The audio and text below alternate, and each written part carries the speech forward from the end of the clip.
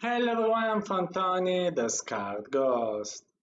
Today I'm finally publishing my final review of the Pico Neo 3 Pro, the latest enterprise headset by Pico. Remember that I published an early hands-on impression video, and I think I'm ready after I tested it for some days to publish my first review that you can watch in this video or read on my blog following the link that I leave you in the description. So let's start talking about the specifications of this headset. So it comes with a Qualcomm Snapdragon XR2 chipset, like the Quest 2. It has a 4K display that can go up to 90 Hz. It features 98 degrees of field of view, 6 gigabytes of RAM, 256 gigabytes of storage, and supports Wi-Fi, USB connection, and Bluetooth. It works with 4 tracking cameras, it has integrated microphone with the possibility of using your own headphones, and it works to Android 10. This is the standard version, and there is also one called Pico Neo 3 Pro I that features eye tracking incorporated with eye tracking provided by Tobii. The design of the headset is pretty nice. It looks like a Quest 2, but with the Elite audio strap. And so it has the battery in the back, so to guarantee more comfort. It has this plastic headband. It feels pretty balanced. And it also features controllers that are quite similar to like the Quest 2 ones, just more elongated. So the science speaking, I say that I like it. Maybe I would prefer some more finish. I don't know how to explain it. The Quest, the Oculus headset in general, look more refined. This one, you can see, for instance, this vent is not that beautiful to see that on the front of the headset. There are too many holes here, this button here that maybe it's not the most beautiful headset that you've ever seen. But remember that this is an enterprise device, so not something that you have to showcase at a fashion exhibition, but something that must be very useful. So design speaking, to be something for enterprise, I think it's pretty cool. It could be better, but it's very nice. So what do you see when you put this on your head? So let me try to show you. So you can see this through this terrible total lens moment that I'm giving you, that the resolution is amazing. So this is a 4K display with a not so big 98-degree field of view. It means that the pixel density is pretty high, and when you put it on your head, you can see everything with maximum clarity, with and not even an impression of screen door effect. You can't see the pixels even if you focus on them.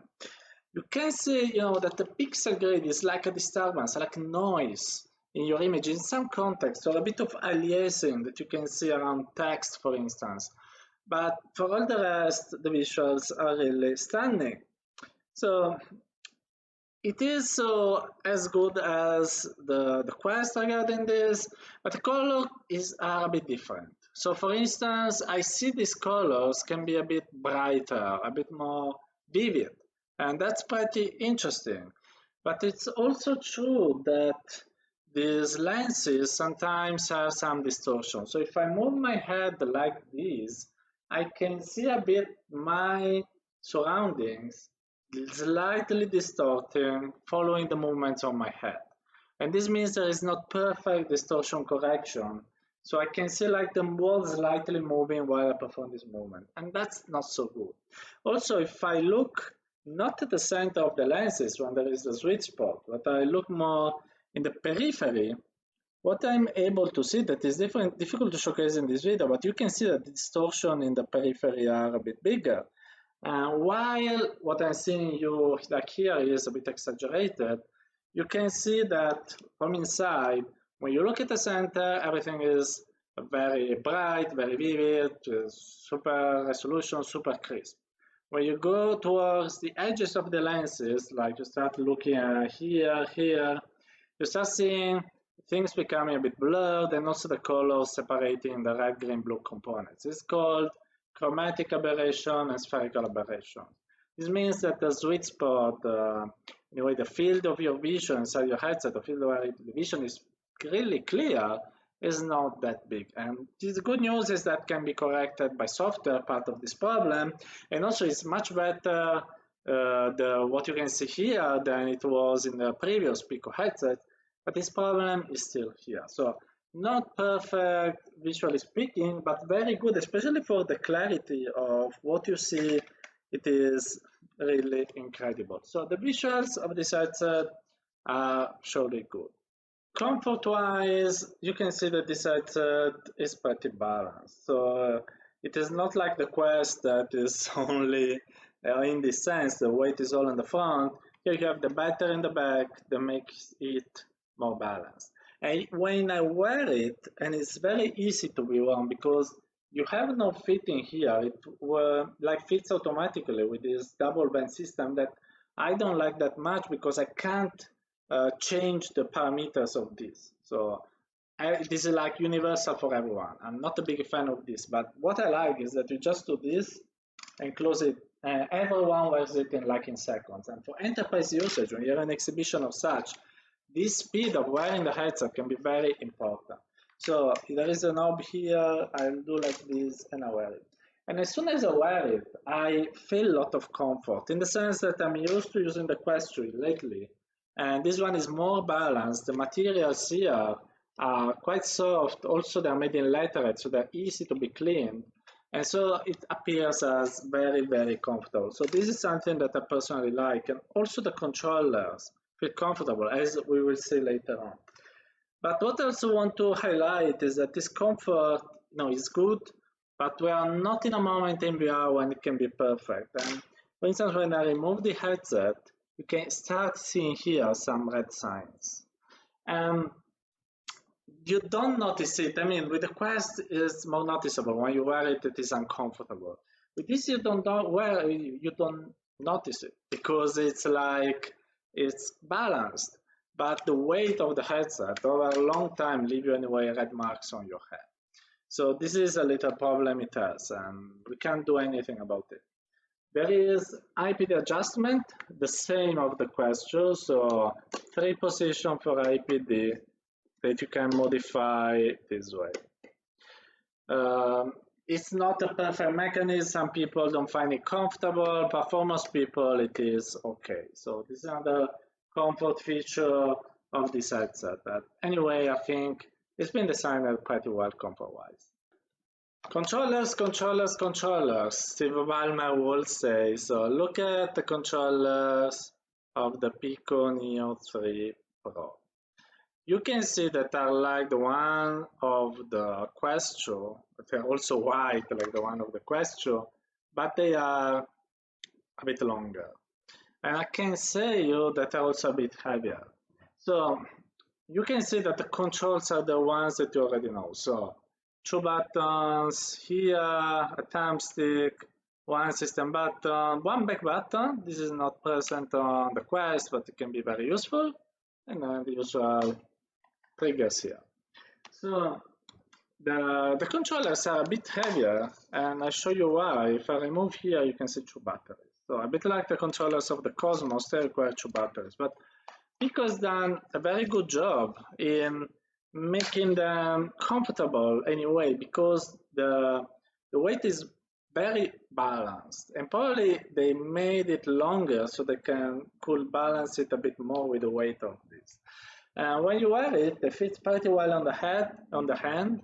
The only problem is that, like with all controllers, I can't find a position that is super comfortable for everything. So now I have my hands that are good to press these buttons and the trigger, but pressing the grip feels a bit weird. And also trying to, put the thumb back to press the system button, it's like tiresome.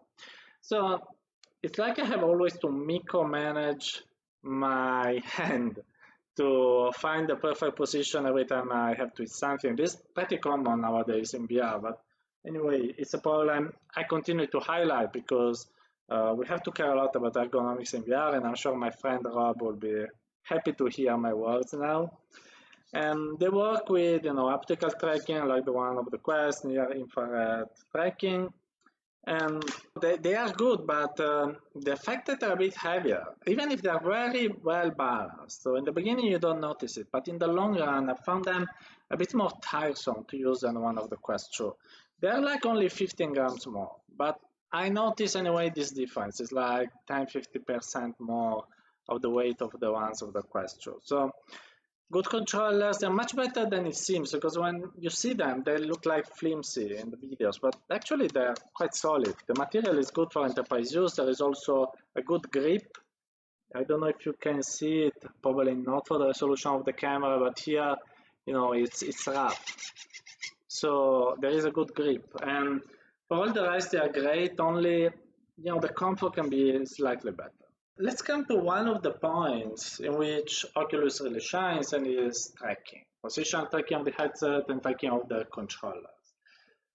Pico actually has done an amazing job with this headset. I remember seeing a video from a Chinese guy some months ago saying that this device continuously lost the tracking of the headset and the controllers, but this is not true at all. I tried it, and actually with artificial light, with the sunlight, in every condition, tracking works flawlessly. Both one of the headset even moving like this super fast, and both of the one of the controllers doing this movement. And I hope I've not broken the controller. So even if you move fast, everything keeps tracking. Even if my room has a lot of white rooms, it keeps tracking. It works well. The tracking is fluid, the tracking is precise, and maybe, you know, if I really want to find the problems, and I'm that guy that I like to find everything can be improved, this is still a bit less precise than the Oculus Insight, because when I keep the controllers this way perfectly still, in VR I can see them slightly, very slightly wobbling. You really have to look at it. And if I have one controller on top of the other, the one that is in the back drifts a bit. But really, it's like I have to look at this problem to find that. So the tracking is not perfect like Oculus Insight, that like the gold standard in the industry now, but it's definitely good. For enterprise usage, where you don't even have to play Beat Saber and Expert Plus, I think it's perfect. Let's talk about the audio, and you can see here one of the speakers of the Pico Neo 3 Pro.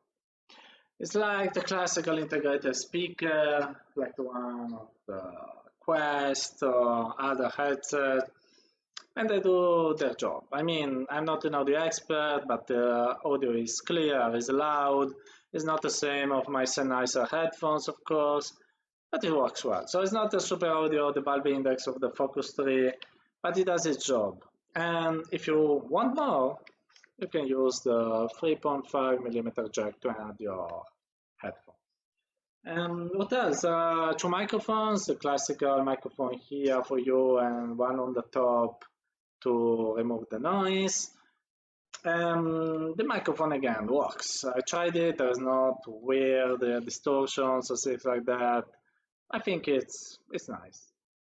Coming to battery time, the Pico Neo 3 Pro has an estimated battery life of 2-3 hours for your session. My tests confirm this. I think that probably were more towards the 2 hours than the 3, especially if you use the headset intensively, like to play games. It's more or less in line with what all the other headsets are offering. Talking about the controllers instead, a bit like with the Quest, also the Focus. Actually, the battery duration has been optimized a lot with regard to the other previous models. And actually, after all my tests for the review, according to the runtime, the battery is still 100%. So that's impressive, a bit like with the Quest 2. So it's a very long battery life for the controllers, and this is very important, especially in exhibitions. Otherwise, you risk spending a lot of money and waste in buying batteries. So this is very good. Now, before speaking about the software, what you can find inside the headset, I want to discuss two things that are a bit tricky about this headset. The first one is that Pico is a bit copying Oculus. I mean, this can't be denied. It's like a Quest 2 slightly modified. I don't blame completely Pico for this. Pico is anyway a startup. It was a startup. Now it's been acquired by ByteDance, and it has not the money to do research and development like Facebook. So what they've done is basically take the best that is in the market and try to reach the same level. And then try also to improve it a bit. It's also a bit the Chinese mindset when the Chinese people enter a new market. Huawei started in a similar way, and then it's like one of the top smartphone companies in the world. So I don't blame completely that. For sure, sounds a bit strange. I won't hide this. But this looks like a Quest 2 clone with Quest 2 controllers cloned as well. But I appreciated that they've tried to improve. So they took their design and put in the battery in the back and make everything more balanced. This is not present on the Quest. This is much more comfortable than the Quest. As for the controllers, they added the button. They added the DisplayPort streaming feature that is not on the Quest, and it's amazing. I will talk about that in a while. So they brought some improvements, and this is important. But anyway, it has to be reminded that anyway they took inspiration from the Quest, and this is visible also in the software that the internal runtime has some inspiration from the Quest, the Guardian setting as well, and even the SDK has some classes that look very similar to the one on the Quest. Apart from this, I also talking about similarities with Oculus. Pico has just been acquired by ByteDance. Exactly as Oculus was bought by Facebook. And actually, Facebook and ByteDance are not that different as companies. So we have to understand how Pico will evolve in upcoming years. So now, for instance, this headset is very, is compliant with GDPR. It's very important to use it in business settings in Europe, while we don't know what will happen in next years when, ByteDance anyway is another company, the social media company that works while analyzing data, blah, blah, blah. So let's see what is going to happen. For now, I think this headset can still be trusted as GDPR, etc., because Pico still tells it, so I trust them. And another point that I want to discuss with you is also the production quality. I think this is very solid headset, so it's not flimsy, it's not bad at all. So good headset. I'm not saying anything else, but there are some things that probably in the production processes should be more polished. Sometimes the triggers make some kind of squeaks when I use them, and this is like a new headset. This is quite weird. Or for instance, the IPD mechanism that sometimes, like now I just have to press a bit more to do to the third one, or now I just slipped a bit from the second to the third place. Also, my friend Sebastian from Mixed Reality TV told me that in his unit, the fan is super noisy. So I think there are still some things that Pico has to refine in the production processes. But again, don't misunderstand me. The headset is solid. It's made pretty well.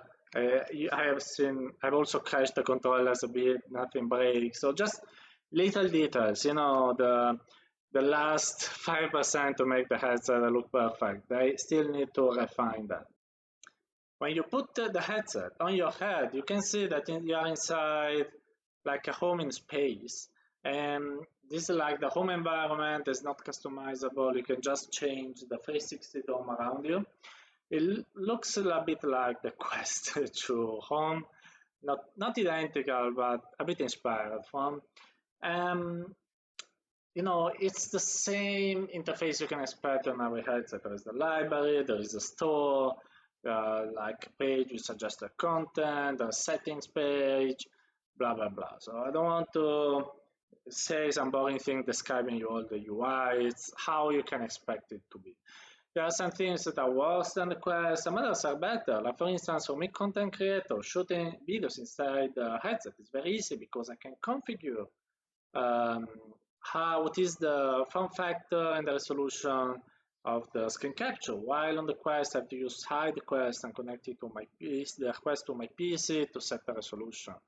So some things are better, some things are worse. It looks a bit less polished than the one of the Quest since Facebook continuously update the UI and the UX, but it's fine anyway. Also, it has all the facility for enterprise like kiosk mode. Regarding the content, Pico has done a great job in attracting some Western developers. So you can have now games like Angry Birds, Sirento, 7 Max this time is virtual that you know that I love a lot, 11 Tennis, Racket X, Red Matter, another game that I personally like a lot. So they attracted a good number of interesting games you can play. They have been attracted for the consumer version that is sold in China, but of course, since they are on the Pico store, you can get it even on your enterprise device. The content is good, but don't expect the Pico store to be at the same level of the Oculus store. So there are some good games now, but not that many. And there's not, the app lab side quest stuff for Pico, and so you also find content on the official Pico store that looks like shovelware. There is also a section for enterprise applications where you can find some applications that you can use if you are logged in for that service. Like there is an application for psychological use, and so if you are a doctor and you bought a service, you can use it on your Pico Neo devices. So that's interesting stuff about the content. And also regarding the login, someone asked me if you need a Pico login to use the device, and the answer is no. You don't need to have it to use the device, but of course you have to use it to log in with Pico if you want to use the store, if you want to buy content, because that is on Pico server. So that's pretty normal, I think. And also the headset supports WebXR. There is Firefox Reality, and with it you can enjoy WebXR websites. So apart from the content on the store, you can enjoy all the WebXR content, all the 360 videos on YouTube, etc., etc. I'm a dev, so I must speak about the SDK. Sorry about that, but Pico has always supplied to its developers the Pico SDK, and it has not stopped doing that. You can download it from its website. But the big news is that now it is compatible with UnitXR, Unity Interaction Toolkit. What this means, and it's huge, is that if you're using this kind of cross-platform libraries in Unity, your content that you made for Quest 2 or for Focus 3 or for Steam or whatever can be converted like super easily for Pico. And considering that Pico now is looking for content, this is a great opportunity for developers. For instance, we of New Technology Workers, I worked on Hit Motion Reloaded using UnitXR. So if we want to release on Pico, I guess we can need just one day, few hours to port our demo to Pico and to publish on the Pico store. This is something that you have to take in mind, because this means that Pico can easily have new content on its store, and with OpenXR it would be even more easy. So this is a great news, and really compliment Pico for choosing this kind of cross-platform SDK for its device. The Pico Neo 3 Pro supports streaming, both Wi-Fi streaming and Tether streaming. Wi-Fi streaming is not that good, honestly. At the moment, it's worse than a virtual desktop, and you don't even need through the lens image to understand it. Really, there are a lot more artifacts. So I wouldn't advise it at the moment, at least on my network, it didn't work that well. So they can improve, they will improve, but don't expect it to have the same level of virtual desktop. What really surprised me and amazed me is the Tether streaming, and I will put in the description a link to my full review just about it, because it's mind-blowing. Tethering of the PC to the Pico doesn't happen via USB-A to USB-C, but there is a USB-C cable that goes inside the headset, but a special port of the headset, the one with the D on it, and the D stands for DisplayPort. On the other side on your PC, you attach a DisplayPort. you have imagined it from the D and a USB-A. So what happens when you connect this? Basically, it happens that your Pico becomes like a tethered PC via headset, because it connects directly with your graphics card. Quindi it's not like compression lag with the Oculus Link. It's like you have a real PCVR headset. This is mind-blowing. You have PCVR in 4K on your standalone with just a special cable that costs like 55 euros or something like that. And I think that's something that all the other headset vendors should copy, because I tried it, and the clarity that you have with it compared with the one even of the Oculus Link that is already good is mind-blowing. So I loved it. I think this is like the special feature that Pico has created for this headset. Pico Neo 3 Pro retails for 600 euros, 750 euros for the Pico Neo 3 Pro I version.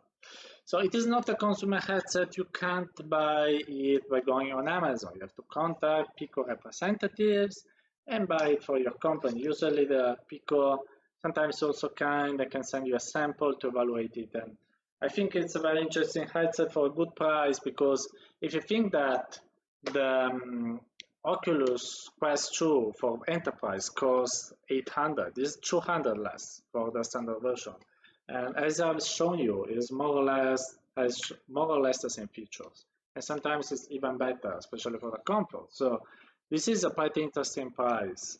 And as I told you, the cable for PC streaming is just 55 euros. That is like 20, 30 euros less than the official cable by Oculus for Oculus Link. So even in that, the price is very convenient.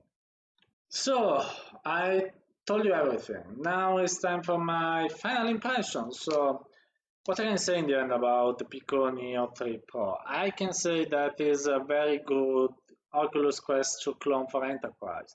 Pico has created a good product that probably doesn't shine completely. It's not something that is mind-blowing, but it's something that has not any kind of big flaws.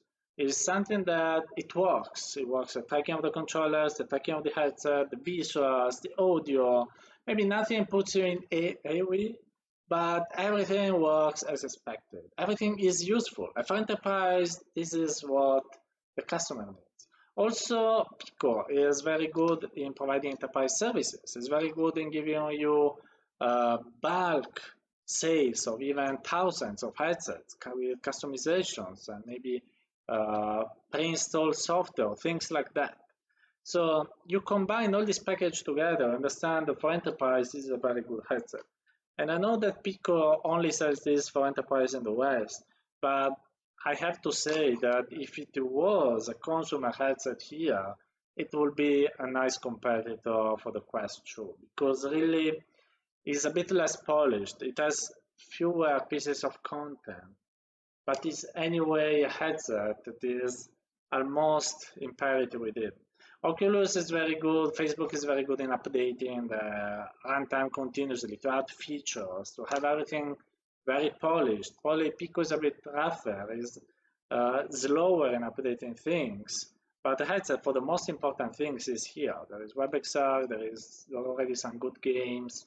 Yeah, as I said, there are some problems. For instance, the visuals are slightly distorted. There is the aberration of the chromatic aberration, the peripheral division, the tracking is not perfect, but these can be details in enterprise settings. And with just some good software updates, I think also solving maybe the thing of the sweet spot, etc., could compete also on the consumer sector. And that's why Pico is looking for studios that want to publish in China, because this headset is sold as a consumer device in China, and I think it could be pretty successful because the product is good.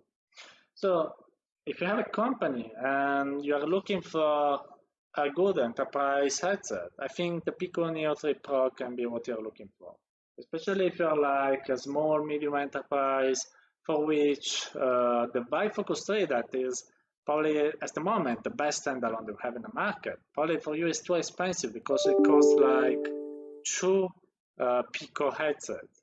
So if you don't need the best of the polish or the features, etc., and you just need something that works and works well, the Pico Neo 3 Pro can be a good product for your company. And I invite you, anyway, if you are looking for a VR headset, to go on Pico website. I can leave you the link in the description of the video and inform yourself about this device, maybe contact Pico and ask for a sample unit.